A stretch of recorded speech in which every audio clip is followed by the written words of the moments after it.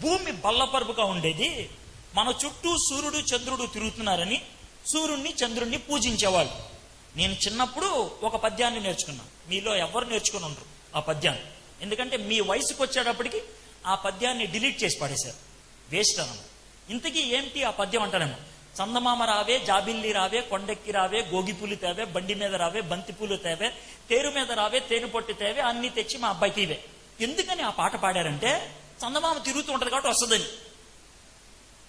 అయితే ఈ తరం వాళ్ళకి కనుక ఆ పాట వినిపిస్తే నవ్వుతారు. ఎందుకు తెలుసా? చందమామ మన దగ్గరికి రాదు, మనమే చందమామ దగ్గరికి వెళ్తాం. So it won't come, we will go. అది దేవుడు కాదు, వెళ్తే మనం వెళ్ళాలి.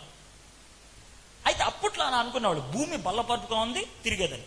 భూమి బల్లపరుపుగా లేదు, గుండ్రంగా ఉన్నది అని మొట్టమొదటిసారిగా ప్రతిపాదించినటువంటి వ్యక్తి కోపర్నికస్.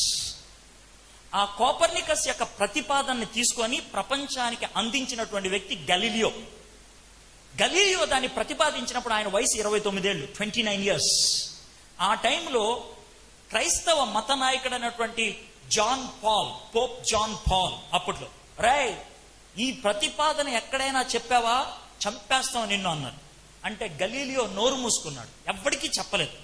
ఎందుకనంటే పోప్ అనుకున్నాడు బైబిల్లో భూమి స్థిరముగా ఉన్నదని 137వ కీర్తనలో ఉంటుంది, కాబట్టి కదల్చబడకుండా ఉంటుందని అన్నాడు. కాబట్టి వీడేమో గుండ్రంగా ఉన్నదని అంటున్నాడు, తిరుగుతున్నదని అంటున్నాడు.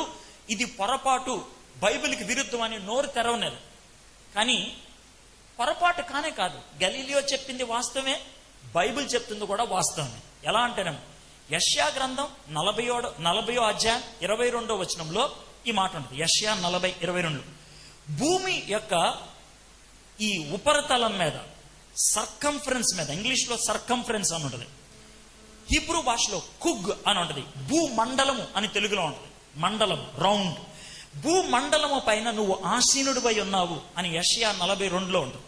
యెషయా 40:22లో 40:22. సో యెషయా గ్రంథం ఎప్పుడు రాశారు? క్రీస్తు పూర్వం 700లో. భూమి గుండ్రంగా ఉందని గలీలియో ఎప్పుడు ప్రతిపాదించాడు? క్రీస్తు శకం 1600లో. అంటే వీళ్ళిద్దరికి గ్యాప్ ఎంత?